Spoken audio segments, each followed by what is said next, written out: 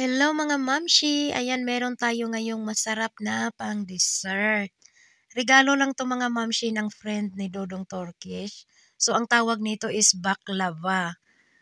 Pag binibili 'to siya is kinikilo, I think 300 higit or 400 higit tele or Turkish lira ang kilo nito.